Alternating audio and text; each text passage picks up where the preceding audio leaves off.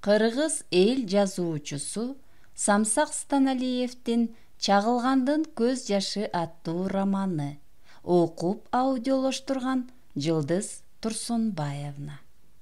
НКВДнын ички түрмөсүнөн ар дайым күңүрт тартып, адамдын дене боюн, акыл эсин сыгып кысып, билинбей соруп, ийне менен тынымсыз сайгылап тургансыган узун коридору менен бир караан кетип баратты.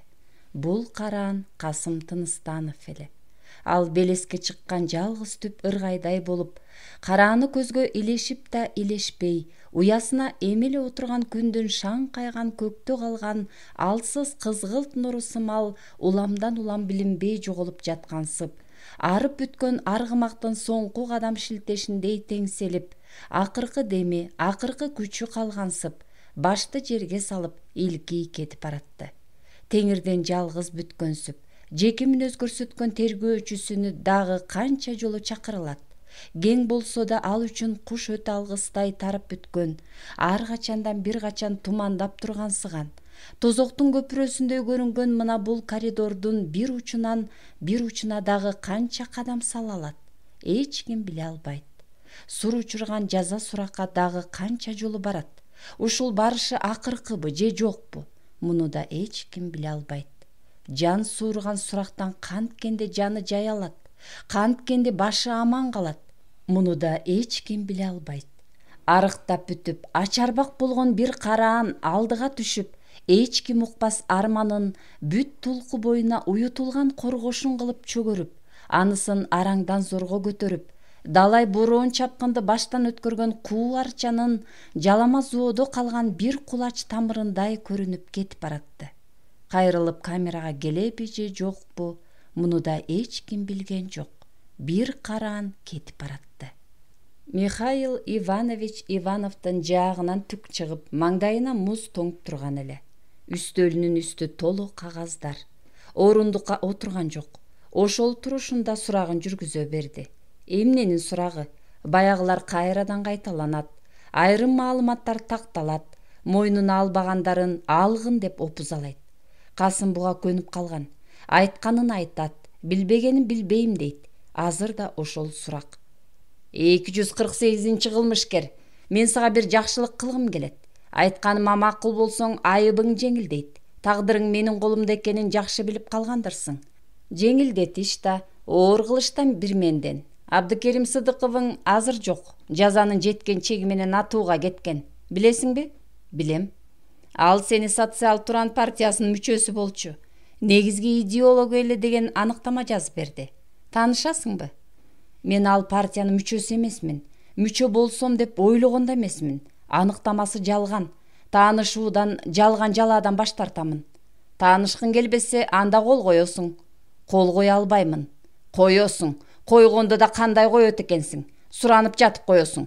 Учуру келет. Алаш Ордо жөнүндө эмне дейсиң? Мурда коюмдамын. Анын саясий маанисин, план программасын билген эмесмин. Чыгармаларымда алашчыл идеянын болгонун тажрыйбасыздыгымдан деп санаймын. Муну мойнума алам. Ал кандайдыр бир адабий агым, чыгармачылык мектеби экен деп ойлогом. Саясий партия экенин чыны билген эмесмин. Кийин түшүндүм. Ишине катышым жок. Кандайча катышың жок? Ырын ырдап, таламын талашып, анан катышкым болгон эмес. Идеясын элдик ураан катары түшүнгөм. Ал каталыгымды мурда да моюнга алгам. Юсуп Абдрахманов менен кандай байланышың бар? Адамдык, жолдоштук байланышым бар. Бийлик үчүн күрөшкө чогуу аттанган деп айтып жатышпайбы?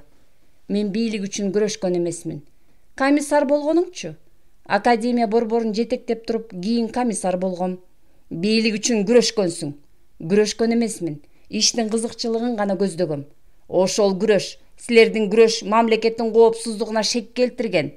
Мен эч качан мамлекетке каршы турбагам. Аны сот чечет. Тагдырың өзүңдө эмес. 248 кылмышкер. Тагдырың органдын алаканында. Ачса барсың, сурак берип турасың. Жумса жоксуң. Өкүм чыгып, өзгөрбөс чечим аткарылып калган болот. Ойлоңгун. Касым унчуккан жок. Аргасы түгөнгөн адамдай болуп жер карап отурду. Парашютист менен мамилең жакшы болгон экен. Ал жөнүндө эмнелерди билесиң? Кой сарыда чогуу болгондо ал сага кеңеш бериптир. Айтып берчи. Башын жерден алды. Тергөөчү Ивановго кайсы парашютисти айтып жатат дегендей жалдырай суроолу карады. Түшүнбөй калдыңбы? Марис Львович Белоцкийчи? Деди Касым. Аны облустун жетекчиси катары гана жакшы билем. Кой Сарыда болгон эмесмин. Белоцкийди булар парашютист деп айтышчу. Ал 32-33 жылдары СССР ОСО Авиахимдин Борбордук советинин төрагасы болуп туруп Кыргызстанга келген. Бул жерге парашютисттердин мектебин уюштурууга аябай аракет кылып, анын техникалык базасын түзүүгө күч үрөгөн эле. Ушул себептен аны парашютист деп атап алышты. Анын убагында иш боюнча да, эс алууга да Бухарин Ысык көлгө көп келчү экен. Ушундан уламбы Айтор ал экөөнүн кандайдыр бир жакындыгын, кандайдыр бир иштерди жашыруун жасашканын, макулдашып жумуш бүтүрүшкөнүн ушул Кой Сары курортундагы кездешүүлөрдөн көрүп шек санап жүрүшкөн. Туугандарың айтып жатпайбы? Туугандарым антип айтышпайт. Кой Сарыда менин туугандарым жок. Документтер бар. Алар жалган. Эмне? Жалган деп жатам. Андай эмес. Болгон күнөөмдү мойнума аламын. Жок нерсени ала албайм. Аласың 248. Азыр Бухаринге да, Белоцкийге да, сага да кыйын. Сен айтпасаң, алар айтып беришкен. Ишенбесиңер Тыныстанов дегенден сурагыла. Чогуу болгонбуз деп жазган түшүнүгү бар.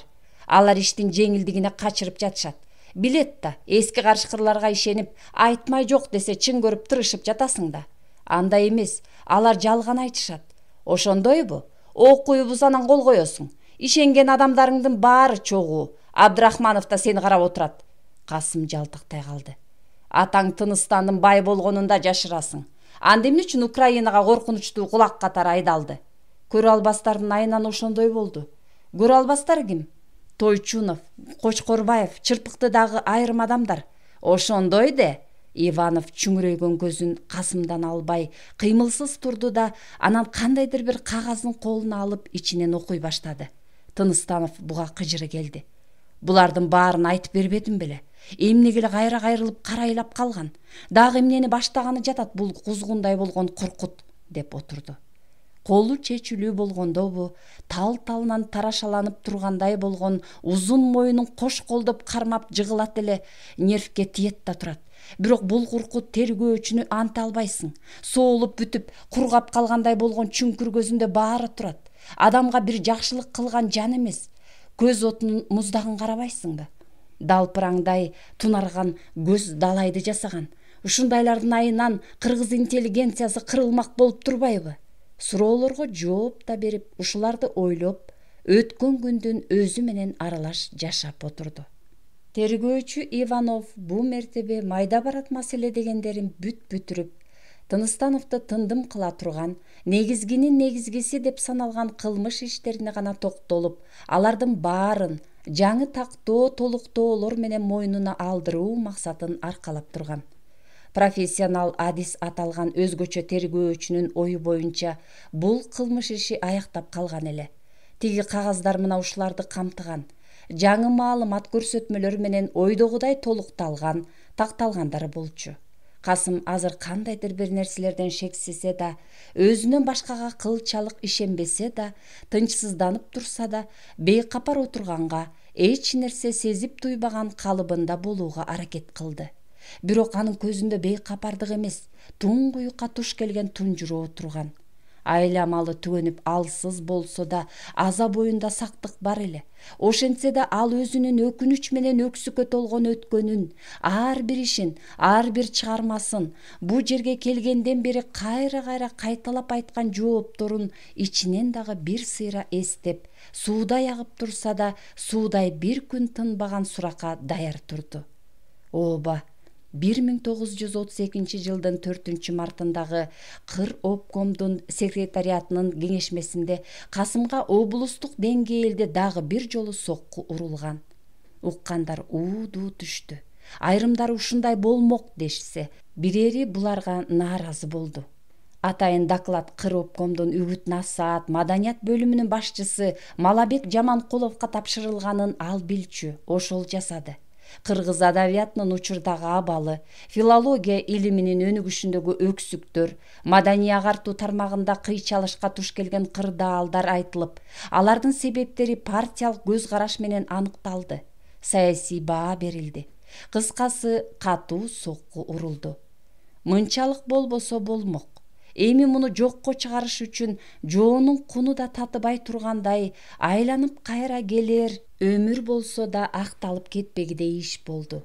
Анан ошол кеңешменин кабыл алган резолюциясында Касым Тыныстановдун адабий чыгармаларынан да, илимий иштеринен да кыл өтпөс кыйкым табылып, кыры жок жери кылычталып кырылып, кыргыздын душманы, кан менен жууса арылгыс каш кайган кас адамы катары көрсөтүлдү. Биринчи, Тыныстановдун 1927-жылы жарык көргөн, кийин 1929-жылы кайрадан басылып чыккан Эне тили окуу китеби, биринчи бөлүк, теориялык жана методикалык изилдөөгө таянган баалуу эмгек катары саналганы менен, ошол эле учурда ага Тыныстановдун өзүнүн буржуазиячыл, улутчул мүнөздөгү эски ырларынан үзүндү келтирилген жана башка. Экинчи, Тыныстановдун Эне тили окуу китебинде экинчи бөлүк, биринчи бөлүктүн уландысы 1928-жылы түзүлүп, 1931-жылы Москвадан жарык көргөн. Элдик макалы лакап катары киргизилген мисалдары аркылуу автор Байманап идеологиясын көтөрүп чыккан. Үчүнчү, кыргыз адабиятынын жаралыш башатында контрреволюциячыл, буржуазиячыл, улутчулдукка каршы пролетариат идеологиясынын гегемондугу үчүн күрөш жүргүзгөн. Тап душмандары Байманап жана алардын тыңчылары агентура идеологиялык фронттогу социалисттик чабуулга каршылык көрсөтүүгө кыйла аракет кылышкан жана бул аракетин азыр да улантышууда. Адабияттагы андай күрөштүн чыныгы маңызы мына булардан ачык көрүнөт. А. Контрреволюциячыл, буржуазиячыл, улутчул алаш ордо идеясын кыргыз адабиятында көтөрүп чыгуудан Тыныстанов, Б. Пролетариат менен анын авангарды болгон коммунисттик партиянын кызыкчылыктарына каршы багытталган Байманап идеологиясынын чагылдырылышынан Көкөнов, Карачев, Кененсарин жана башкалар. В. Пролетариатка каршы турган тап душмандарынын кызыкчылыгы ырдалган элдик аталган чыгармаларды жарыкка чыгарууда марксттик лениндик талдоонун талаптагыдай жүргүзүлбөгөндүгүнөн Кошоктор, Күйгөн, Курманбек, Семетей жана башкалар. Партиялык конференция кабыл алган мындай чечимден кийин а кезде түз эле НКВДга карай жол кетчү да, андай жол колго кишен салдырып, сурак менен башталып, өкүм менен бүтчү. Кырдаал кыйын эле. Сөз партиялык сын ушу менен гана бүткөн жок. Октябрь революциясынын 10 жылдыгына арналган Кыргыз Совет акындарынын чыгармаларынан түзүлгөн туңгуч коллективдүү жыйнак аталган Кызыл гүл китебине кирген Касым Тыныстановдун, Кененсариндин, Касымалы Байэленовдун жана башка ырлары, Сыдык Карачевдин Эрксиз күндөрдө прозалык жыйнагы, Касымалы Байэленовдун Ажар повести да контрреволюциячыл, байманапчыл идеологияга сугарылган, алардын саясатын жүргүзгөн чыгармалар катары бааланып, булар жөнүндө партиялык конференция атайын токтом кабыл алды. Анын Тыныстановдун чыгармаларына тиешелүүсү Тыныстановдун ырлар жыйнагы реакциячыл поэзия катары колдонуудан алынсын деген бүтүм менен аяктады. Ошону менен бирге элдик чыгармачылыкты, манасты пайдалануунун, аларды кайрадан иштеп чыгуунун өзүн кылдаткароо жагын, азыркыдай абалда иш алып баруу такыр мүмкүн эместигин тиешелүү уюмдарга атайын милдет катары жүктөдү. Өз чыгармаларынан да, илимий ишинен да, элдик озеки көркөм казынадан да, тарых менен манас эпосунан да жанына жарык шам болор жакшылык таппаган Касымдын күндүзү күнү, түндөсү жылдызы батып, үстүндөгү көк асман кара түндөй түнөрүп башына түшүп тургандай болду. Муну ал жан дүйнөсүнүн муңу катары туюп турса да, сыртына чыгарбоого, сынаакы карап сын айтчуларга билдирбөөгө тырышты. Баарынан да окуу китебине кирген ырларынын ичинде ителги көз баштанып, итиркейин келтирип кимдир бирөөлөрдүн ызырынып жатканы болду. Убагында алар ошол сын айтып тургандар тарабынан мактоого татыган ырлар эле. Ал эми окуу китебинин омурткасына сайылып, окумуштууга ойрот бузар иш катары тагылып жаткан, макалы лакап сымал колдонулган мисал ок, даның болсо орооңдо, малың болот корооңдо деген макал сөз эле. Жаңылбасты жаңылтып, жала ишине кабылтып жалдыраткан бул макал Жаңыл мырзанын жебесиндей желкесине сайылып, 30-31 жылдардагы ачарчылык маалындагы партия саясатына каршы айтылган. Өлкөнүн дан маселесине карата тескери үгүт чакырган Алаш Ордо партиясынын оңолгус ою, түпкү максаты катары атайын айтылган деп аныкталып, ошол бойдон 1935 жылы аны партиянын мүчөлүгүнөн чыгаруу кыяматына дейре карегине кадалган тикенек болуп улана берет. Орус тилинен алынган боец деген сөздү чоро, революцияны өзгөрүш, диктатураны бийлик, советти кеңеш деп кыргызчалап туюндурганы, анысы аз келгенсип буларды термин катары сунуш кылгандыгы да Касымды партиялык катуу сынга дуушар кылды. Саясий жактан улутчулдукка жол ачкан, тенденциялуулукка барган, ага окуу китептери аркылуу элди тымызын үндөгөн, жашыруун үгүт жүргүзгөн, идеялык жактан калпыс терминдерди киргизген, чыккынчылык иш жасаган, оңдоого мүмкүн эмес одуну ката кетирген илимпоз катары күнөөкөр аталды. Ушундай иштердин шарапаты башкаларга да тийди. Айтор бул окуянын аркы берки жагында Кыргыз маданий курулуш илим изилдөө институтунун Ажиман Шабданов, Турдакун Сопиев, Султан Курманов, Кайрыдин Кашымбеков өңдүү кызматкерлери иштен бошотулат. Касым Тыныстанов менен санаалаш, анын таасиринде болгон, жогоркудай иштерди биргелешип жасашкан Байманаптын тектүү жердин балдары деген күнөө коюлат. Билинбеген менен институтта Тыныстановдун таламдаштарына тымызын байкоо, көз салуу жүрүп жаткан болчу. Иш ушундайына айланып кетти. Касым Тыныстановдун чыгармачылык ишмердигине айтып бүткүс арман муң алып келген Академия кечеси ошол кездеги адабиятка чынында тарыхый жаңылык киргизген эле. Темасы боюнча да, тарыхый мезгилдин камтылышы жагынан да, коюлган маселеси, анын көркөм чечмелениши, чебер сүрөттөлүшүнөн алганда да өзгөчө эстетикалык кудуретке эгедер болчу. Ушуга жараша бир канча болжолдуу план программалар түзүлгөн. Негизги идея Касымдан чыккан. Ошол алдын ала болжолдоштурулган план программанын негизинде пьесалар сериясын жазууга Турдакун Сопиев, Шарип Көкөнов, Касымалы Жантөшев дагы башкалар катышкан. Алардын ичинде өз ара конкурс сыяктуу тандоо, талкуулоо иши жүргөн. Серия жазылып бүткөн соң аларды талдап талкуулашып, жарактуу, максатка жооп берет дегендери кылдат тандалган. Ошондой деп табылган пьесалардын ичинде жогорку авторлордун чыгармалары кирген, а калганы басымдуусу Тыныстановдуку болгон. А дегенде бул драма Касым менен Касымалынын режиссерлугу боюнча сахнага чыккан. Кийин Көкөнов кошулган. Айтор ага Борбор шаардын чет жакасындагы айылдардан колхозчулар чогулуп алып келишкен. Атчаны атчан, жөөсү жөө, кыз кыркыны араба менен дегендей болуп, оюн көрмөй салтанаты жерлерди ээликтирип жиберген эле. А дегенде эмгек алдыңкылары гана барат дешкен. Андан кийин кимди ким көрсүн, көчүп келип, көчүп кетпей адатка айланган. Кылыр көз менен кыйшык карап, карышкы азуу кайрагандар эртеби кечпи акыры аларга айланып жүрүп кол салмак. Бирок ошол оюндар омоктуу кезди күтүп жатышканда аларга жок жерден бир шылтоо табылды. Күткөндү күтө турарбыз, күттүрбөй келген ыңгайдын ырынырдай туралы дешип, Шодокондун бүркүтүндө жутунуп чыгышты. Анын жөн жайы мындай эле. Ал кездеги пролетариат жазуучуларынын Кыргыз ассоциациясынын мүчөсү болгон жазуучуларга кадимкидей жаза колдонуу, мүчөлүктөн чыгарып коюу, кечелерге чыгармалар менен катыштырбай салуу, басма сөзгө убактылуу сунуштабай туруу, айтор ушундай чара көрүүлөр бар эле. Анда калемгерлердин жүрүм туруму да, чыгармачылык иши да, жазгандарынын идеялык көркөмдүк деңгээли да, саясий жагы да, айтор бардык жагы каралчу. Арине мындай шарттама кыр аптын мүчө болгондорго да, мүчө боло электерге да бирдей тиешелүү болчу. Драмалык оюндар коюлганда анда кыска интермедиялар, ырлар жана башкалар кошо айткарылчу. Ушундан улам ал адабий чыгармачылык кечи катары саналчу. Академия кечеси сахнага чыкканда да куду ушундай болду.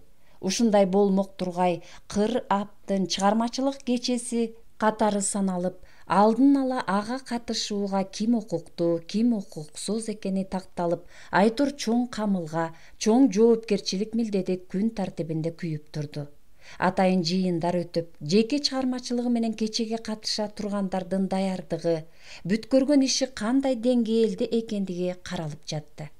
Кудай бетин салбасын, 1932 жылдын 11 январында Кыр Аптын атайын секретариаты болуп, анын чечими чыгат. Академия кечеси коюлганда өз чыгармалары менен катышууга Мукай Элебаев, Аалы Токонбаев, Сасыкбаев, Маликов, Кырбашев, Шывазалар укуктуу болот. Чечим деген чечим эле. Аны эч кимдин бузууга акысы жок. Бирок Шарип Көкөновдун режиссерлугу менен оюн коюлганда Бөрүбай Кененсариев, адабиятта Бөрү Кененсарин деген ысым менен да таанылып калган Кененсариев сахнага аралашат. Балким ал Шарип экөө өз ара макулдашкандыр. Ушундай бир адабий кыстырма берели деп сүйлөшүшкөндүр. Муну ким билсин, кыскасы ал чыгармасы менен сахнага чыгат. Касым буга нааразы болуп, уруксаат кылынбаган авторлордун минткени биздин жоопкерчилигибизге шек келтирет, оюндун деңгээлине көлөкө түшүрөт, дейт. Өз чыгармалары менен кечеге аралашкан Бөрүбай Кененсариевке барып, өзүнүн нааразы экендигин билдирет. Анткени ал Кыр Аптын мүчөсү эмес эле. Мүчөсү болбогон соң анын кечеге катышууга укугу да жок болчу. Аалыдан уруксаат бар, ооз-2 берген, деп мойнуна албай койгондо, Касым айласыздан Шарип Көкөновго да өз нааразычылыгын билдирип, калемдештик таарынычын жасайт. Аалы уруксаат кылыптыр, Тойчунов менен макулдашса керек, дейт ал. Уруксаат кылынгандар белгилүү да. Ыр окуюн, башка кылайын дегендерге Аалы өзүң бил, менин ишим эмне, дейт да. Кыр Апты Тойчунов менен Токонбаев бекер кармап турушуптурбу? Алар бул оюнга көзөмөл кылган адамдар. Чынында милдеттери ошондой. Мамиле деген бул болсо, Исакеевке чейин барып жатып ушул ишти жасап жатсак, анан өзүбүздү өзүбүз булгайбызбы, сынга жем таштайбызбы, деп катуу кеткен Касым ошондо. Эгер принципиалдуу сөз болсо, Бөрүнүн сахнага чыгышына менин тиешем жок, жоопту өзүңөр бергиле, деген. Анан бул оюн тиешелүү жерлерге билдирип, ком фракцияга протест деп кайрылган. Анан Ыбырай Тойчунов да бар эле.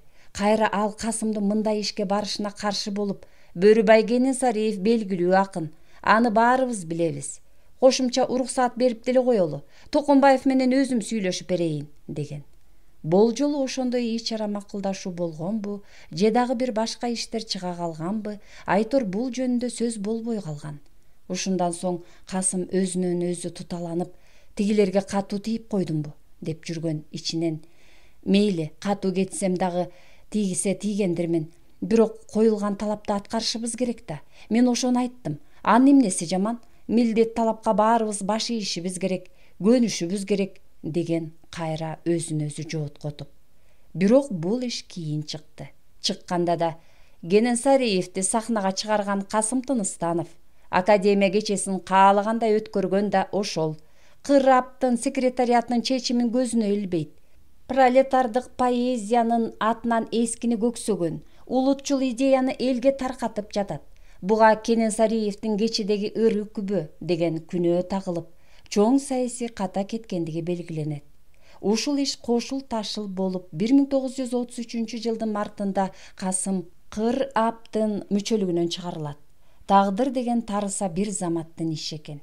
Каратып туруп жабышкан кара жалаа менен арылбас арман кайгыга каплет жерден кабылып, анысы аз келгенсип, ошол күндү эстеген сайын эт жүрөгү шара-шара тилинген жерден дирилдеп сала-сала кан агып, көз алдында кара жер көчкөндөй болуп титиреп, бир көрүнүп, бирде кайра көрүнбөй, таш күйгөндөй өрттөнүп жатты. Атадан алтоо болсоң да, бир жалгыздык жаныңда. Жападан жалгыз туулсаң да, ал жалгыздык башыңда сыңар. Ар бир жандын өмүрү да, өлүмү да өзгөлөрдүкүнө окшобой өзүнчө болоорун эстеп, турмушу туш-тушунан кысылып, заманасы куурулуп турду. Бирок ал дилин кыйнап, жанын сууруп алчудай болгон кылычы кындан суурулган кырдаалга алдырбоого аракет кылды. Болгон ишти болду деп, өткөн ишти өттү деп иштей берди. Бул учурдун запкысы жанын сууруп, канын кашыктап ичип жатканын, сары чаян болуп санаасын чагып, куу союл болуп тилеген кагып турганын жакындарына да, үй бүлөсүнө да билдирген жок. Качандыр бир кайрадан кадырлаштар чогулуп, кубанычтын үстүндө кучакташып, күлүп жайнап сүйлөшүп турар күн келер деп тиледи. Анткени менен анын тагдыры жан кылычтын мизинде калгандай абалда эле. Жолуна 3 катар 40 кулач кыл чылбыр ташталып, ичине итин багып, бооруна кара канчыгын күчүктөткөндөр анын баскан изин бычактап, жаткан жерин тузактап калышкан. Ошо келе бычак куу союл болуп, тилине тикен өстүрүп, оозуна жылаан уялаткандар таанымал Тыныстановдун таманына шиш кагып, таалайына таш жагып турууга туу кармашып, кара көңүл байлашып алышкан эле. Мындай куру намыс кармашы алардын арасына жеңил достон жеңилбеген кас артык. Мамилени салып, бир бутун жыйып, бир бутун сунган турмуштун туткасы биздин колдон чыкпашы керек деген эрдин канын сураган эригишти эс тутуп калган болчу. Анын арты баатырдын башы менен бүтөөрүн, кан төгүлмөй кармаш, кек куумай өчөгүшүүгө айланып кетээр жаман жорук экенин эч кимиси капарына алышпады.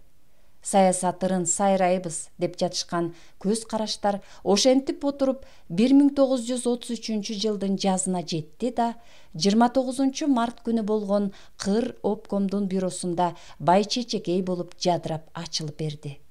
Арадан 3 ай өтүп өтпөй 15-20 июнда ВКПБ Кыргыз облустук 7 пленуму жарым жылдан соң 1934 жылдын 10-15 январында ВКПБнын Кыргыз облустук 7 конференциясы болуп, бул жыйындардын күн тартибинде Касымдын иши да негизги маселенин бири катары күйүп турган. Бюро, пленум, партиялык конференциялардын ишинде ар башка маселелер каралгандыгына карабастан, Тыныстановдун тегерегиндеги саясий маданий проблема бул жыйындардын жумушун кайра-кайра бириктирип, каалаганга да, каалабаганга да Касымдын антисоветтик идеологиясы жана Кыргыз совет адабияты менен тил илиминин өзгөчө саясаты болуп көрүнүп, уландысы уланып, 1001 түн талаш, 101 ирет кайрылтма кармаш катары жогорку бийликтин партиянын күн тартибинен түшпөй турган. Ошо 1 жыл аралыгында Кыргыз облусунун партиялык уюму Касым Тыныстановдун ишин талкуулоо менен маселесин карап, чечимин чыгаруу жумушу менен жашап жаткан. Ар бир чогулуш, секретариат, бюро, пленум, конференция дегендер Касым Тыныстанов менен дем алып, Касым Тыныстанов менен оозанып башталып, Касым Тыныстанов деп өз ишин бүткөрүп турган. Менин абалым кандай эле, деди Касым ошол кезде эстеп отуруп. Тааныштар түгүл жакындар менден качып калышпады беле? Эл душманынан эл коркуп жүрүшпөдүбү? Ооба, ошондой болгон.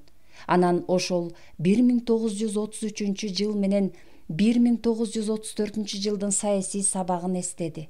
Эстегиси деле келген эмес. Өзүнүн эмне ката кетиргенин эч кимиси туура түшүнбөй койгонун ойлоп отуруп, анан эске албай турган ал мезгилдин өмүр күнгө күйгүм чачып, күйүт тартуулаган күндөрүнө аралашып кетти. Бюрону да, пленумду да, парт конференцияны да бөлөк-бөлөк эстеп, ар биринде болгон окуя ишти өзүнчө талдап отурбады. Үчөөнү бир окуя катары эстей берди.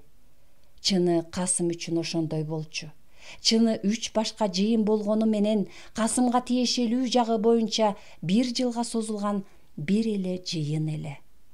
Правданын «Интернационализм пролетариаттын бийик туусу» аталыштагы баш макаласы жана ушул эле кезге жарыяланган Мануйловдун буржуазиялык кулактык улутчулдуктун калдыктарын түп тамырына чейин талкалайлы деген материалы 1933 жылдын 29 мартында күтүүсүз жерден Кыргыз обкомунун бюросун чакыртты.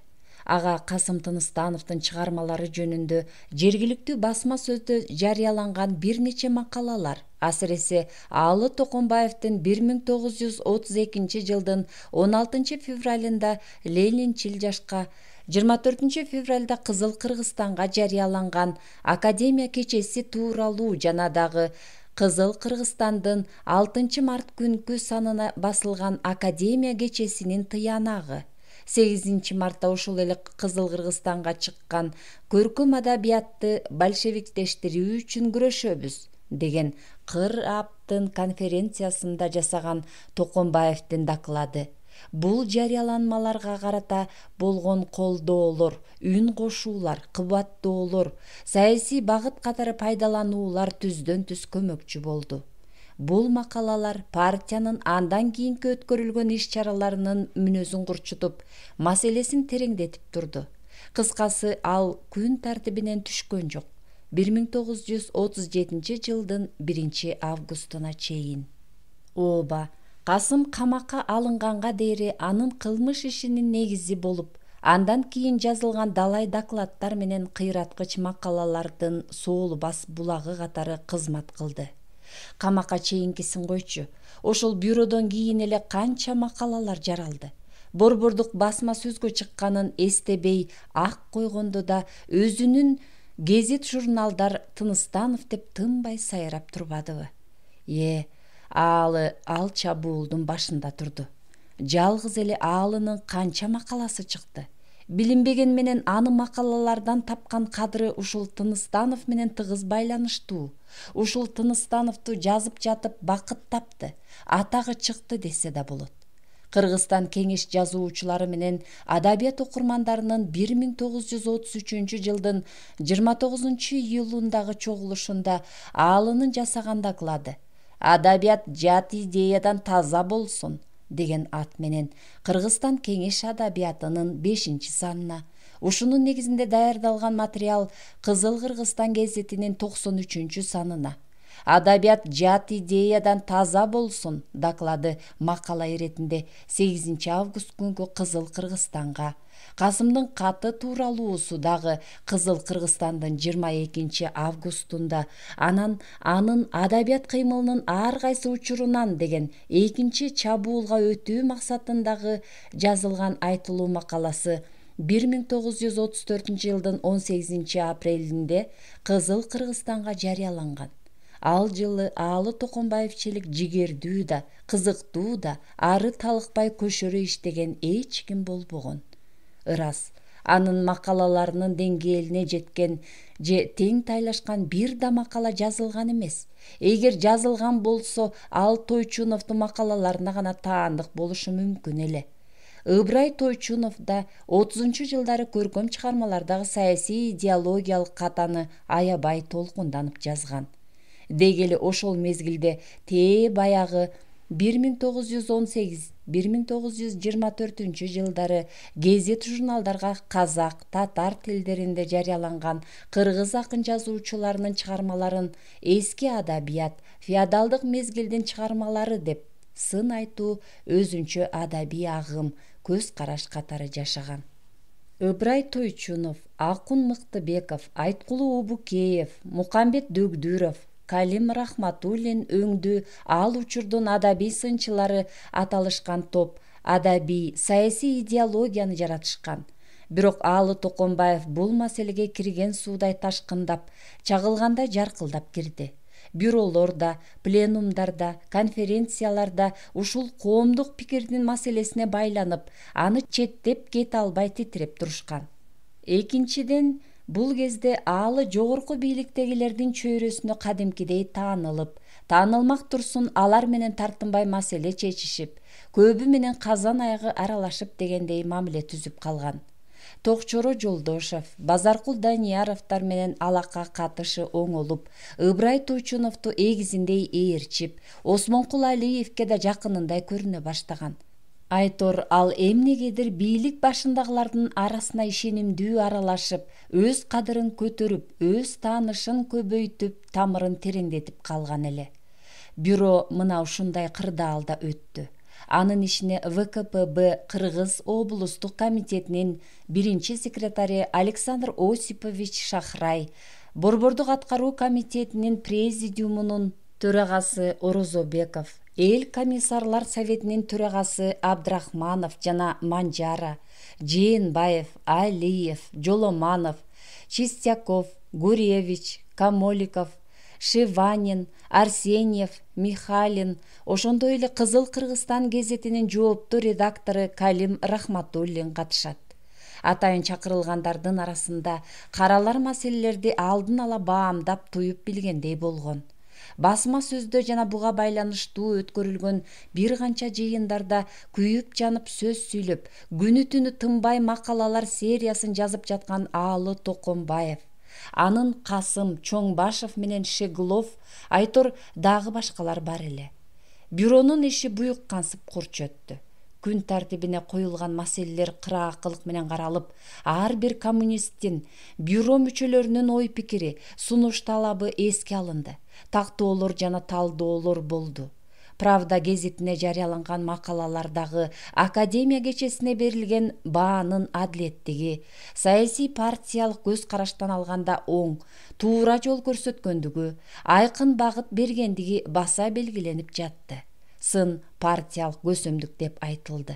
Ошондой эле бул маселе боюнча өз убагында басма сөздө жана жыйындарда сын пикир айткан коммунист Аалы Токомбаевдин салымы да эске алынды. Анын айткан жазгандары партиялык иштеги кыраакылык, коммунисттин кыраакылыгы делинди. Бул ишти учурдагы саясий маанилүү маселе катары карап, ага карата материалдарды өз маалында жарыялоого жетишип турушкан Кызыл Кыргызстан, Советская Киргизия жана Ленинчил жаш гезиттеринин редакциясына да ыраазылык билдирилди. Көп адамдар сүйлөштү. Аларды Касым тик багып караганда жок. Айткан дегендеринин негизгилерин кагазга жазуу менен убара тартып отурду. Кээси аны ага кыяматтын жазасын, тозок отун берүү керектигин айтышты. Айрымдары партиялык таалим-тарбия дегенди колдонуу зарыл экендигин эскертип жатышты. Минтип айткандар аз болду. Экөөбү же үчөөбү ушинтип сүйлөштү. Бирок алардын сөздөрү эмнегедир акырындан чыккандай угулду Касымга.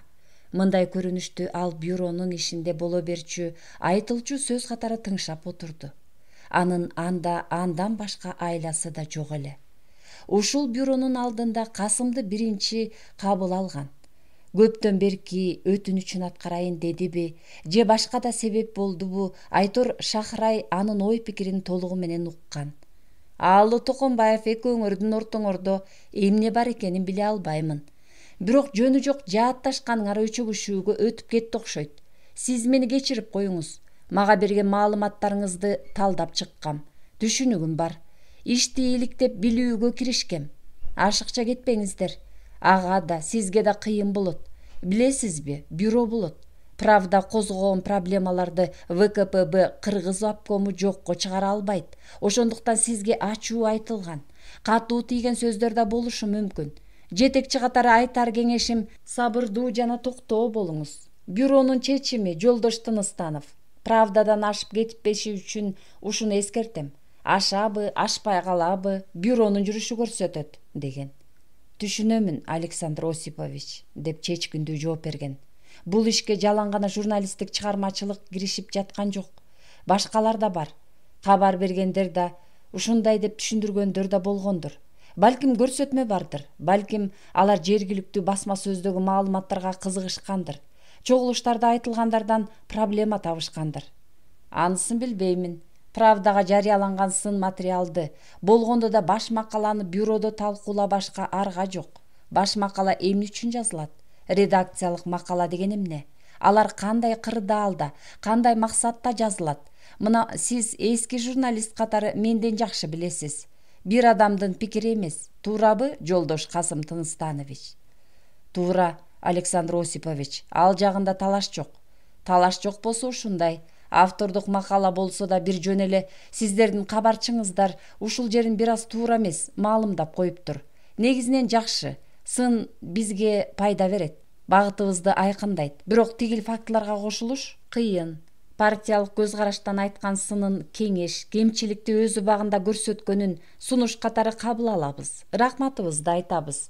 Ал эми айрым маселелерди авторда көңүлгө алсын дейт элек. Тилекке каршы андай болбой жатпайбы? Макаланын артында Москва турат. Туура түшүнүңүз. Мен бюронун чечимине макул болом. Эгер ал калыс болсо каталарымды иш жүзүндө оңдоого даярмын. Калыс болот. Эмнеге калыс болбоого тийиш? партиялык принциптен тайбайбыз. Басма сөздө жарыяланган, чогулуштарда айтылган ой пикирдин негизинде чечим чыга турган болсо, сезип турам, Александр Осипович, чакырылгандардын пикири башкача болот. Аларды түшүнөм. Чакырылгандардын пикири маселени тактоого керек. Айрым суроолорго жооп алынат. Чечимди бюро мүчөлөрү чыгарат. Андан эмнеге чочулайсыз? Докладчыдан чочулап жатасызбы? Бюро мүчөлөрү кабыл алса кабыл алды, кабыл албаса жок. Менимче докладчыга туура эле адам тандалган. Туура эмес билдирүү болсо конкреттүү аргументтериңиз, далилдериңиз менен жооп бериңиз. Антүүгө сиздин коммунист катары толук укугуңуз бар. Эч ким каршы чыкпайт. Оюмда бар, деген Касым. Анан биринчиге ыраазылыгын айтып чыккан. Ошол бюродо Касым ушул сүйлөшүүлөрдү көңүлгө түйүп, сүйлөөчү сөздөрүн ичинен бышырып отурду. Аалы Токонбаев болсо макалаларын эмне үчүн жазганын айтты. Анын сөзүнө караганда, ал Тыныстанов дегенге анын феодализм адабиятынын акыркы сөзүндөй болгон чыгармаларына сын жазбаптыр. Бар болгону эскини эңсеген идеядан эмгекчи элди коргоптур. Ал эми улутчулдукка баткан Касымга болсо, анын коммунист экенин эске алып калемгердик кеңешин айтыптыр. Мындай камкордукту сын катары кабыл алган Тыныстанов чын чычалайт болуп жатыптыр. Токонбаев талкууланып жаткан маселеге атайын чакырылгандардын бири. Правдага чейин да, андан кийин да анын көз карашын тигинен туруп, тилегим чын чыкты деп колдогон, өзүн Правданын деңгээлинде саясий ой жууртуу алган кыраакы калемгер сезген сөз өнөрүнүн ээси.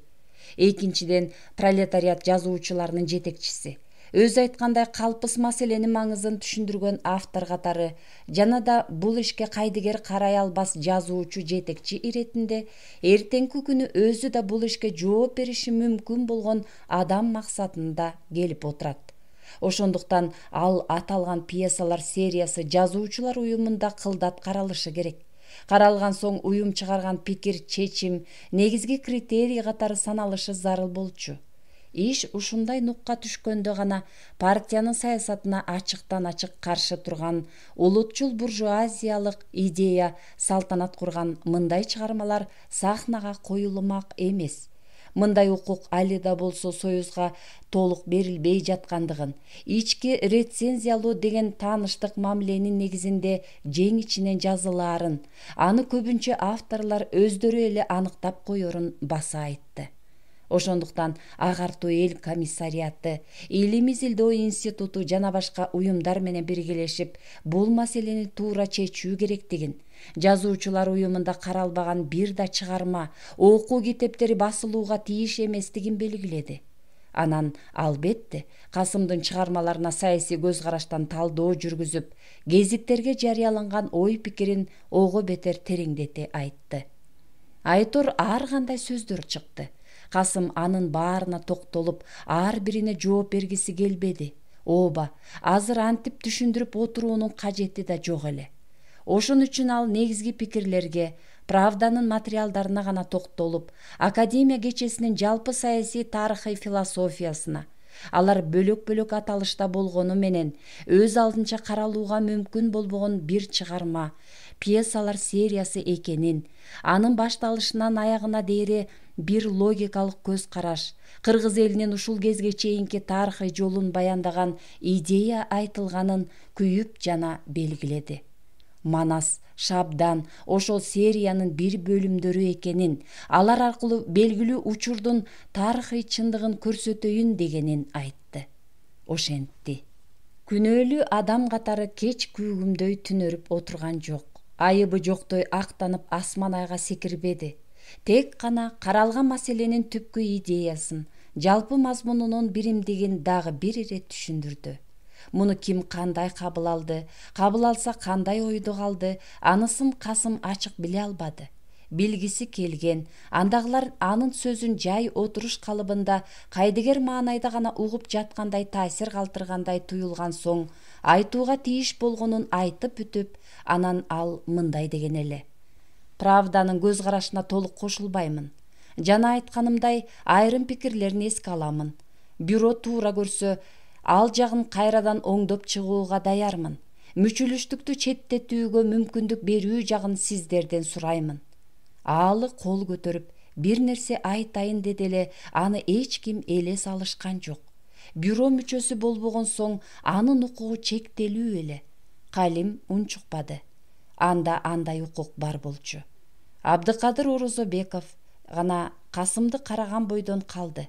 Бир сөз айтайын дедиби же башкача жооп берсе болмок деп ичинен өкүнө калдыбы, балким дагы башканы айтайын деп барып токтоп калдыбы, Айтор каткан бойдон караган калыбында отура берди.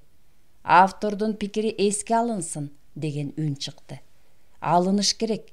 Кимдир бирөө аны колдой сүйлөдү. Биринчи үн Осмонкул Алиевдикиби же Юсуп Абдрахмановдукубу, Айтор экөөнүн бириники. Касым аны анча байкабай калды. Анын үстүнө үн эмнегедир акырын чыккандай болду. Же ага ушундай туюлдубу, Айтор ал сөздү ким айтканын даана ажырата алган жок. Башы эңги-деңги болгонсуп, кулагына кандайдыр чурулдаган үн, анан анын артынан жаңырык чыгып, өзүнүн сөзү өзүнө да угулбай турду. Экинчиси Абдыкадыр Орозобековдун үнү эмнегедир жан киргенсип, ачык, ишенимдүү сүйлөдү. Чочуп кеттиби, Айтор шаша айтты.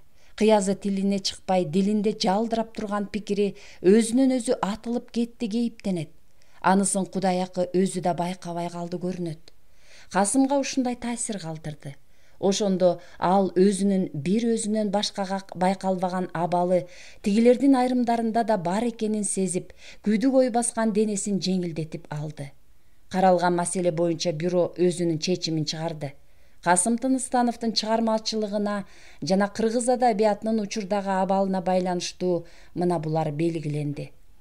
Жолдош Тыныстанов, Көкөнов, Сопиев, Жантөшев жолдоштор менен авторлош. Академиялык кечелеринин туусун жамынып алып, Кыргыз улут театрынын сахнасынан улутчулдукка карата ачыктан ачык үгүт жүргүзгөн. Драмасында байлар менен манаптардын идеологиясы, феодалдык түзүлүш кадимкидей калыбына келтирилген. Жана башка. Обкомдун бюросу токтом кылат. 3.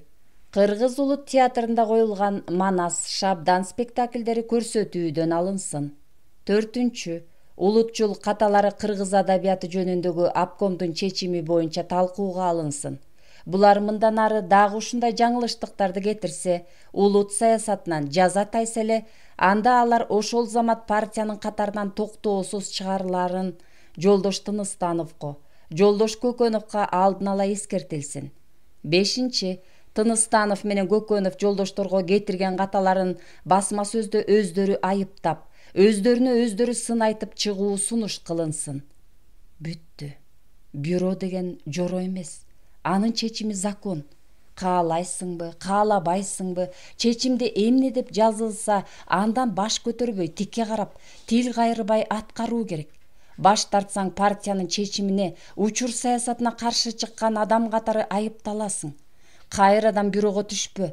Түштүңбү? Анда эле соок алам деп ойлобо. Ар ким өз чечимин коргойт. Ит талашка түшөсүң. Ит талашта болбодубу? Андай болсо да эч нерсе эмес. Азуулуу бөрү талашта каласың. Эгер андай тагдыр маңдайыңдан сыласа, анын бетин ары кылсын. Кудайым, кузгун менен жорга бир чокуп алар тарпта калбайт. Бюронун иши ушундай. Максат жалгыз болот. Тилек байкуш тилден калып боор оору дегендин кара көзүн катаалдык оюп салат. Анткени тетиги маселе чечүүчүлөрдүн өздөрүн да талап деп аталган таш маңдай неме тапанча менен опузалап турат. Мына, азыр деле алардын бири өз алдынча чечкиндүү сүйлөп, тигил жагын тигиндей кылып, бул тарабын кайрадан кароого коюп, сыноо мөөнөтүн берсе кандай болот? Оңолушуна, катасынан арылууга мүмкүндүк ачып шарт түзсөкчү. Жогору жакта ушундай деп түшүндүрбөйлүбү? Дегендей сөз айта алышпай отурушпайбы? Маселе чечишкен жок. Сунуш кылынган ишти карап, правда туура жазыптыр дешкени менен жогору жактын буйрук көрсөтмөсүн эле аткарып жатышат. Антпегенде кантишмек? Москва айттыбы? Аткар. Аткарбайм дешке акың жок. Оңдоп түзөөгө да, орду менен түшүндүрүүгө да болбойт. Кимди түзөп, кимге түшүндүрмөксүң? Правдагабы? Тапкан экенсиң түшүндүрө турган жерди. Чындыктын жеткен жерине кайсы чындыгыңды каршы коймоксуң? Чындык бирөө эле. Чындык жалгыз эле болот. улутчул көз карашыңдыбы, байманап идеологиясы менен феодалдык түзүлүштү көксөгөн бузуку оюңдубу жыргаган экенсиң. Антем дегендерди да көрүп келдик го. Кыскасы, жогору жактагыларды бүт баардыгы акылдуу, акылы жоктор гана ар дайым айыптуу боло беришет. Тилиңди тишиң кырча тиштеп турган кезде күн бою күй да, түн бою түтөп тынч отур. 1926 жылдан башталып, анан акырындан күч алган, басма сөзгө жазылып, чогулуш жыйын ишинен тамызгы болуп тутанып келаткан иштин акыры ушундай деңгээлге жетти. Аны Москва карап, Москва чечмей болду. Ошо 1933 жылкы бюродон кийин ВКПБ Кыргыз облусунун 7 пленуму 1934 жылдын 10-15 январында 7 конференциясы менен өттү.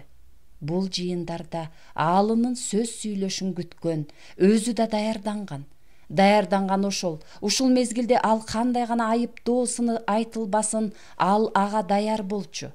Эмнеге кошулуу керек, эмнеге кошулбоо керек деген аныктап калган. Түшүнүктүү болсун үчүн академия кечелеринин керектүүсүн которуп да койгон. Каталарыңды моюнга алсаң жеңилдик болот, иш токтойт деген кеңешке да ийип калган эле. Өткөн бюронун токтомун ишке ашыруу максатында баскан жолум менин чыгармачылыгым, менин жүзүм деген макалада жазган. Анысы орус тилинде эле. Алгач Советская Киргизияга 3-июнда, андан соң 9-июнда Кызыл Кыргызстанга жарыяланган. Бирок аалы Касым маселеси боюнча күтүүсүз маалыматтардын негизинде сөз сүйлөдү. Көрсө, 1933 жылдын 22 августунда Кызыл Кыргызстанга жарыяланган Токомбаевдин Касымдын каты тууралуу аталыштагы макаласы жөн жерден жазылган эмес экен. Эми Тыныстановдун антипартиялык аракеттери менен чыгармаларындагы идеологиялык каталарын, анын буржуазиялык ишмердигинин жаңы жактарын ачып чыкты. Жаңысы ушу болду: анын кадр саясатындагы кыянаттыгы. Ооба, баягы жылдары эл комиссары болуп иштеп турган маалда мамлекеттик ишке кыянаттыгын көрсөтүп, жашыруун саясий күрөш жүргүзгөн деди. Анысын Тыныстанов өзүнүн тегерегине тап душмандарын чогулткан. Поливановдай антисоветтик шпиондорду атайын чакырып келип, жаңыдан өнүгүп келе жаткан кыргыз кеңеш илимин буржуазиячыл идеянын негизинде калыптандырууга аракет кылган. Эл душмандарын жазалоонун, бетин ачуунун ордуна аларды коргоп, жаап жашырып келген. Облустук агартуу тармагына, маданият менен илим ишине байманапчыл идеяны жактагандарды тарткан, улутчулдарды колдоп, жактап жүргөн деп айтты. Муну андан башкалар да белгилеп сүйлөштү. Кимиси эмне деди, чыны Касым так даана ажырата албай да калды. Байышев, Шабданов, Курманов, Кашымбеков өңдүү контрреволюционерлер менен бирге иш жүргүзгөн. Мурдагы болуш Белик Солтоноевди, Чынжырлуу Манап тукуму Бөрүбай Кененсариев менен Татыбековдор агартуу эл комиссариатында дал ушул Тыныстановдун убагында иштешкен. Буларды ал ар дайым жактап, канатынын алдына калкалап келген. Анткени ал өзү да дал ошол өлүп бараткан топтун тукуму. Буга башкасын айтпаганда да атасы Тыныстан Маркатай уулунун кулак болуп Украинага айдалышы жакшы мисал болуп берерин баса белгиледи. Эгер дагы факты керек болсо, бу Тыныстанов жакында эле коркунучтуу эл душманы катары кармалган Сыдыковдун, Абдрахмановдун санаалашы, алардын ишин жактап, ак экендиктерин далилдөөгө аракет кылгандыгын эле айтуу жетиштүү экендигин далилдей аларына күйүп-бышып токтолду. Анысы аз келгенсип, ал Баял Исакеевди да эки тарапты элдештирип, эл арасын тынчытайын деген аракет ниетте жүргөн калыс адамды да сүзүп өттү. Сүзгөндө да анын бул ишин тымызын Тыныстановчул мамиле аракет экенин минтип ачык жарыя кылып жиберди. Жолдош Исакеев мени өзүнүн кабинетине чакырып алып, силер өзүңөр академиялык кечелер өңдүү чоң чыгармаларды жаза албайсыңар да, анан андай эмгекти жараткан адамдарга ич күйдүлүк кыласыңар деп айтты. А мен ага: жолдош Исакеев, биз орус тилинде начар сүйлөгөнүбүз менен тап күрөшүү деген эмне экенин абдан жакшы билебиз деп жооп бердим. Сиз айткан чыгармаларды жазгандарды канчалык жан талашып коргогонубуз менен баары бир бизди облустук комитеттин бюросу жана анда бул маселе боюнча атайын доклад жасаган Жаманкулов жеңип кетти. Бирок чындык деген бар экен. Жолдош Рахматуллевдин экөөбүз иш жүзүндө багынбадык. Жеңилген жерибиз жок. Акыры биз адилет болуп чыктык, деди. Мунусу аз келгенсип Токонбаев академия кечесине өзүнчө токтолуп, анын Байманап адабиятынын азыркы кездеги салтанат сайран куруп жаткан үлгүсү экенин баса белгиледи. Баса белгилегенде да мына минтип айтканы Касым Тыныстановдун карегин чукуп, бөйрөгүн сууруп алгандай болду. ВКПБ Борбордук комитетинин секретари Каганович менен Горкийге салып жиберейин десе керек. Тыныстанов бул чыгармасын өзү орусчага которуптур.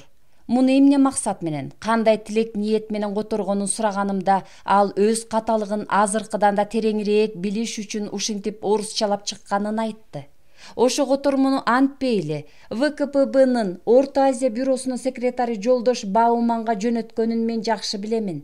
Самара шаарындагы Абдрахмановдун Шубриковго бараарын угуп, кече жакында эле сүрөтчү Чуйков аркылуу ал тарапка да которбосун берип жиберди. Жолдош Баумандын большевиктештирүү иши Кыргызстанда али да болсо бүтө элек деп айтканы абдан туура. Ошондуктан биз мына ушул ишке токтоосуз киришибиз керек. Биз Тыныстановду партиянын катарынан чыгарышыбыз зарыл. Мындай адамдын бизге таптакыр кереги жок. Ушинтип айтты. Партиялык конференциянын желбиреген туусу болуп желпинип, үнү болуп кол кезеп айтты. Залды багындырып, андагыларды бир-бирден чөгөлөтүп, тилип, кесип, дилин бийлеп алгансып, өлүү дүйнө жымжырттыгына жалгыз өктөм көргөзүп, өлүмдөн улук, өлүмдөн ак сымал көрүнүп айтты. Касым аны тунжурап отуруп, өзүнүн өлүү соосун айрый албай, кандайдыр бир караңгы жайда калгансып, караңгы жайды как жарган бир жарык болгону менен коркунучтуу, жаны сууруп, каны соруп жаткан жалаңкычтай туюлган нур сыяктуу, бирок дени чыйрыктырган муздак нерсе менен жападан жалгыз калгандай, бетме бет кездешип тургандай, улам барган сайын ал экөөнүн ортосу билинбей жакындашып жаткандай сезиле берди. Өрттөй өктөм өмүр эми минтип кыраңдагы жалгыз түп ыргайдын жалгыз калган жалбырагындай дирилдеп, качан, кантип үзүлөрүн, же теңир жалгап үзүлбөй калаарын билбей, а бирок тагдырдын салганын титиреп тиктеп, калтырап кабыл алгандай болуп жалдырап, көкүрөгүндө көккө жетер от жанып, эки көзүндө эки дүйнө өчкүс чок күйүп, канча мезгил каалагандай калчап, эстесе да, эстебесе да эркине койбой эзип жанчып келаткан жан алгыч сымал жанга баткан жалгыздыгына жалооруп турду. Ооба, күкүктөй күйгөн жүрөккө билинбей кире берип, жык-жыйма болгон, бүт өмүрү өжөрлөнө чогулткан аза кайгыны, алтындан артык катылып келаткан арман муңду, чыгайын деп чыга албай жүргөн, чалмага түшкөн азоодой туйлап, маңдайына жалгыз бүткөн жан медери мерт болгон, энедей бурук курап сыздап ыйлап тынбаган дил азабын тула бойдон туйлатып чыгара албай чыркырап турду. Ошондой болду. Ай карайткан ачуусун, күн карайткан күйүтүн өзүнөн алып сала албай, асман жердин ортосунда бийлеген бороон болуп бой токтото албай турду. Тагдыр салса, таалайыңдан көр деген ушул тура. Эми эмне кыла алмак? 7-чи пленумдун трибунасынан Касым сүйлөгөн. Өзүнө айтылган сын жалаага, өзүнө айтылган жаңы дооматтарга жалтанбай жооп берди. Күнөөлүү болсо да, чын эле каршылаштары айрыкча аалы айткандай иш жасап жатса да, акыл эсти муютар жакшы сөз сүйлөдү. Кырдаал ошондой болчу. Акылга салбаса алуу жалын өрт чыгып кетмек. Ал ушуну эске алды. Жер көтөргүс күнөөнү, тоогулатып түз кылар жалааны былкылдабай көтөрүп кетти.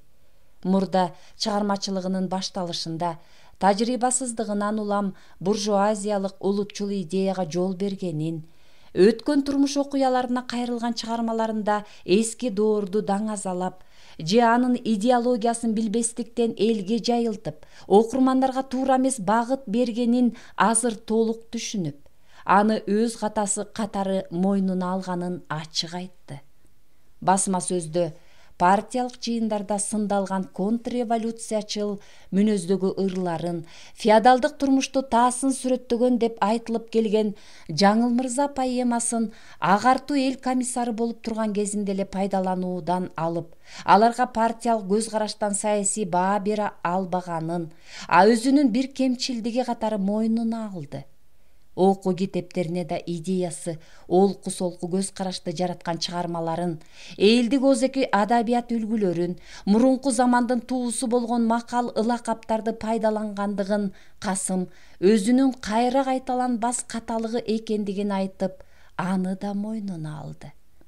3 доор аталган жанагы академия кечесине карата айтылган сын пикирлерди, андагы байманап адабиятынын таламында жазылган көз караштарды ал өзүнүн саясий катасы катары мойнуна алды. Ошондо Касым өзүнүн 4-мүчүлүштүгүн эл комиссары болуп тургандагы ишинен, айрыкча кадр саясатынан олуттуу ката кетирип, пролетариат кызыкчылыгына кызыл канын аянбаган адамдарды топтой албаганына, бул маселеге өзгөчө маани бербегенине ачыктан ачык өкүндү. Ачыктан ачык муну да өзүмдүн каталыгым деп мойнуна алды. Андагылар ага таң калды. Ушинтип айтты. Зал жымжырт болуп, эл уюган айрандай мелтирип отуруп укту. Өзүнө өзү жүрөгү муздап таш болуп, өзүнө өзү көңүлү катып муз болуп бүткөн адамдай, бул дүйнөнүн кенендиги менен тардыгына, жарыгы менен караңгылыгына, жыргалы менен тозогуна тоюп бүткөн адамдай болуп сүйлөдү. Касым муну кантип айтты? Айткан күндө да кантип гана боконо сөөгү болк этпей, каректен жашы мөлт этпей айтты. Эч ким ага жооп таба албай дел болду. Айткан адам эмес, уккан жан чыдап тура албастай аянычтуу эле. Ал ушуларды айтып жатканда отургандардын карегинен бир учуп, кайра табыла калып, табылаар замат чечекейлерине кадала калып жатты.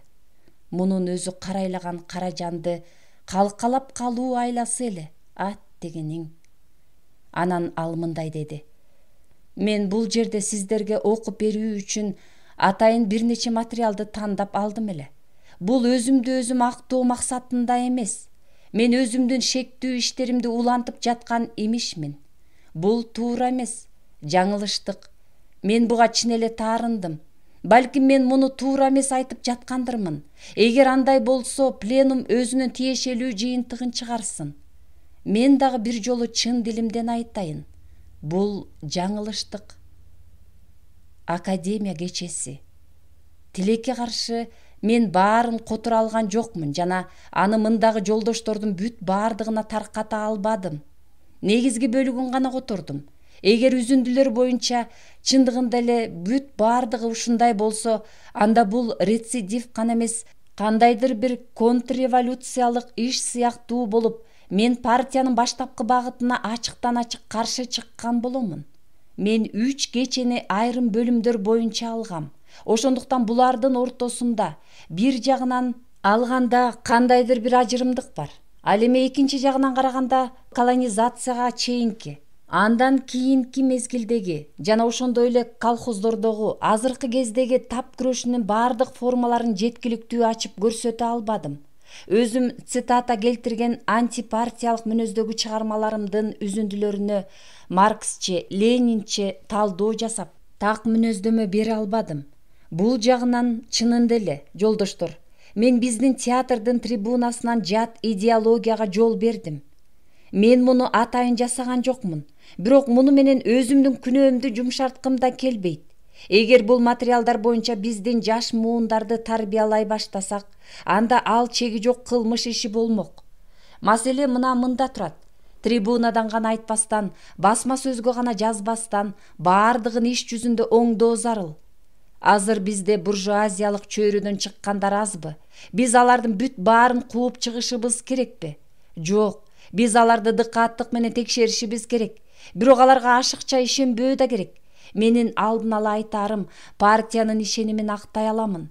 Бул ишенимди актоого менин кудуретим жетет. Партиянын башкы багытына берилгенимди көрсөтө алам. Партиядагы көп жолу сыноодон өткөрүп, иш жүзүндө текшерет. Касым ошондо дагы мына буларга токтолгон. Жогорку бийлик башындагылардын ишин сындап, Кыргызстандын экономикалык абалы кыйрап калуу коркунучунда турганын, саясий кырдаал курчуп, бул көрүнүштөргө партиялык уюм маани бербей жаткандыгын Сталинге кат аркылуу билдирген контрреволюционер Турусбаев менен эч кандай байланышы жок экенин, бул боюнча да өзүнүн иштери туурасында да аны менен кандайдыр бир мамилеси болбогондугун ачык билдирди. Жалган жала жанына батып, каратып туруп каралоо канына камчы баскан соң ак карасын ажыратып айтайын, ишенгени ишенсин, ишенбегени өзү билсин дедиби? Турусбаев менен менин мамилем жок. Юсуп Абдрахманов экөөбүздүн мамилебиз бар. Ал менин жакын адамым. Бирок мени туура түшүнүңүздөр. Экөөбүздүн саясий күнөөбүз болсо эки башка. Айрым маселелер боюнча биздин көз карашыбыз бириксе, кээ бир иштер бизди жакындатпайт. Бирок бул биздин адамгерчилик мамилебизге эч качан тоскоолдук кылган эмес. Бири-бирибизге туура түшүнчүбүз. Аалы Токомбаев айткан маалымат, чыгармаларын Абдрахмановго жиберди деген билдирүү, жан талашып актануу аракетин көрүп жатат деген айып тагуу негизсиз. Мен анткеним жок. Горкийге жибергенмин. Пролетариаттын улуу жазуучусуна өз чыгармамды жиберүү ал менин советтик жазуучунун милдети. Бийлик тарабынан, облустук партиялык уюмунун чечими менен же закон жагынан мага андай чектөө коюлган эмес. Антүүгө менин акым бар жана советтик закон менин талабымды коргойт. Абдыкерим Сыдыковдун тобуна кошулган эмесмин. Социал-Туран партиясынын негизги лидерлеринин бири да болгон эмесмин. Бул менин жаңылбас жообум, жаным чыкканча айта берер чындыгым. Муну мен Шарип Көкөнов, Сыдык Карачев, Бөрүбай Кенесариев сыяктуу оппортунисттик көз караштагы жазуучулардын иш-аракеттерин ачууда, алардын маселеси тиешелүү жерлерде каралган мезгилде да ачык айтмакмын. Көкөнов менен Карачев менин бул көз карашыма нааразы болушканын, таарыныч мамиле жасашканын эл билет деп айтты. Анан ал өзүнүн сөзүн: мен өз күнөөмдү, иштеген ишимден кетирген каталыгымды туура түшүнөм. Иштеген адамдан ката кетпей койбойт, кетет. Ошону сезген, кабыл алган коммунистке мүмкүнчүлүк бериңиздер. Мен партиялык уюмдан ушуну суранам. Айтылган күнөөлөрүмдү айтылган боюнча кабыл албай, калыстык менен текшериңиздер. Адилет текшерүүнүн жыйынтыгына мен макул боломун, деп бүтүрдү. Ушул өтүнүчүн айтып, ушул сөзүн туура кабыл алуусун суранды. Бул сураныч жаңы жетекчиге карата айтылган Касымдын кайгы арманы эле. Ушундай жерден мындан кийин сөз береби же бербейби, чакырыламбы же чакырылбай каламбы деген ой менен айтылган өмүрүнүн өксүү өкүнүчү болчу. Кызылдай актанган менен кызыга турган иш калбай калган. Сүйлөгөнгө ал чебер эле. Ооздеки сөз өнөрү менен жазма сөз маданиятын айкалыштыра баян курчу. Ушу мертебе да ошондой болду. Жаны кашайып, акылы айтарына келип турса керек. Орусча сүйлөгөндө да, жазганда да анысынан жазчу эмес. Өмүр баяныңды өз башыңдан өткөндү айтып жаткандай жадыңа жалгап, көөнүңө кадап салчу. Бул жолу да ошондой сүйлөдү. Эч кандай иш болбогондой, эч кимден ыза көрбөгөндөй, жалган жалаа укпагандай жай сүйлөп, иштин жайын түшүндүрдү. Өзүн өзү коргоп, өзүн өзү түшүндүрүп гана тим болгон жок. Улуттук тил илимине, анын азыркы абалына да токтолуп, кыргыз тилине шек келтирген шависттердин пикирин мындайча жокко чыгарган. Кыргыз тили маданияттуу тил боло аларын, ал өркөнүп өскөн республикалардын маданий тилинин деңгээлине кадимкидей көтөрүлө аларын конкреттүү фактылар менен далилдеп, шовинисттердин шорун катырдым. Пролетариат революциясы менен социалисттик курулуштун жеңишинин күчүнүн таасири астында биздин эне тилибиз түп тамырынан бери өзгөрөр төңкөрүштү башынан кечирип жатат. Дал ушунун натыйжасында кыргыз тили интернационалдык терминдер менен синтаксистик сөз айкалыштары аркылуу өзүнүн сөздүк корун байыткандыгын илим жүзүндө таасын аныктадым, деп айтып жатканда залдан мунун баары жараксыз деп табылган. Это забраковано все деген Токонбаевдин тынчсызданган үнү чыккан. Касым ага кенедей да көңүл бурган эмес. Айтчусун айтып, калыбынан кылчалык тайбай сөзүн улай берген. Сөздүк корубуздун эбегейсиз бөлүгүн эмгекчи элдин тил байлыгы түзөт. Муну менен зор адабиятты жаратууга толук мүмкүн экендигин далилдедим, деген. Бул аракетти да анын актык ишин ак кыла алган жок. Тескерисинче, дал ушул иштери үчүн тил илимине улутчул буржуазиялык мамиле кылган күнөөкөр болуп чыкты. Ушундай абал ага абак болуп, ар тарабын кыямат кайым кылып турганда минтип да айтууга аргасыз болгон эле. Мен 2 ката кетирдим. 1928-жылы окуу китебиме бир нече макалы лакаптарды киргизгеним жана кечелер, деди. Андан да эч натыйжа чыккан жок. Бүт баарын мойнуна алып, кара жер болуп былк этпей туруп да берди. Мындан да эч натыйжа чыккан жок. Кең дүйнө тарыйм десе, таруудай орун табылбайт тура тагдырга. Касымдын өзү менен сөздүк түзүүдө бирге иштешип, 1932-жылыго 150 беттен ашык көлөмдөгү философия жана коом чарба терминдерин басууга даярдашкан.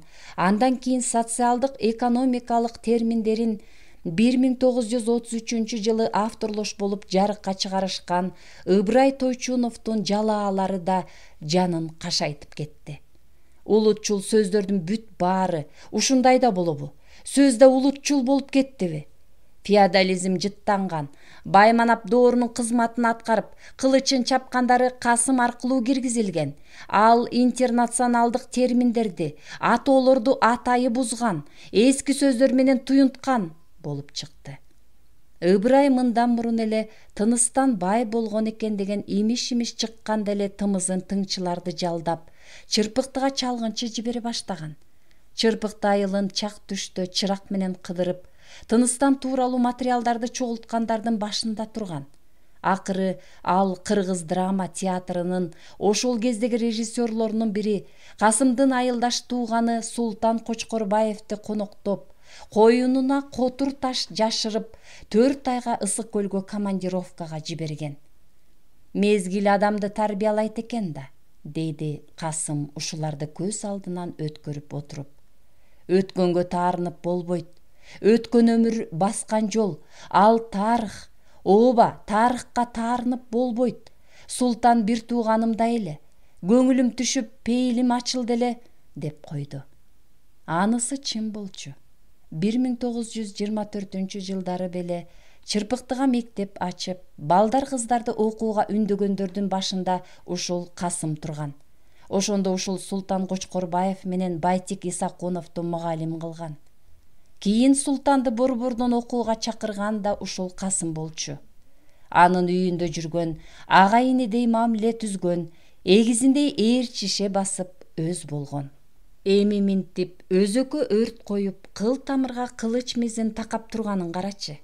Эл деген эл да, өкмөт сурап жатат. Кокус кийин тыныстан манап же бай чыгып калса, силер да жоопко тартыласыңар. Билип туруп жашыргансыңар деп айыпталасыңар. Айтпай койду дебегиле. Алдын ала эскертип коелу дешсе, айрымдары алардын тилин алышыптыр. Тыныстан манап аталып, бай аталып, Касым ошол манаптын тукуму катары Николай заманында Байсоорундан окуганы далилденген. Ушунун азабынан айнектей көзүн жайнатып, атасы алыс айдалганда моюндашып коштошо да албай калбадыбы? Кайдан? Андай болорун ойлогон да эмес эле. Чырпыктыга үй бүлөсү менен эс алууга барган. Шаарда болсо баягы омор иниси калган. Ал анда педтехникумдан окучу.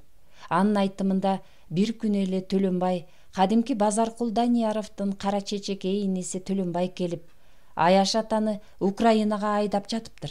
Касым байке каякта, дейт. Омор дел болуп туруп калат. Көрсө, Базаркул Тыныстандын Украинанын Черновцы облусуна айдалганы жөнүндө угуп, темир жолдон жөнөөрүн бирөөдөн тактап инисин Касымга жиберген экен. Аракет кылсын, коштошуп калсын дептир. Ушундай болгон. Түшкө кирбес, ойго келбес жалаадан соң тыныстан алыс айдалган. Бөрүнүн бөлтүрүгүн бир боорумдун баласы деп багыптырмын деген иш болгон. Ооба, түшүнгөн билген адамга өзөктү кескен өкүнүч өксүү бөйрүккө кол салып, акырындан өтүн сууруп, боорун эзип бараткан. Ошол өзөктүн өзүн өрттөгөн дил өкүрүк кызыл жалын болуп күйүп турса да, сыртка жанар тоо болуп айкырып атып чыга албай, кайран Касымдын ичинде гана ызы чуу болуп жаңырып, болкулдаппы же титиреппи, Айтор бир башкача соккон кан кагышы менен безилдеп кошо чуркап, кошо ыйлап жүрдү. Ошентти.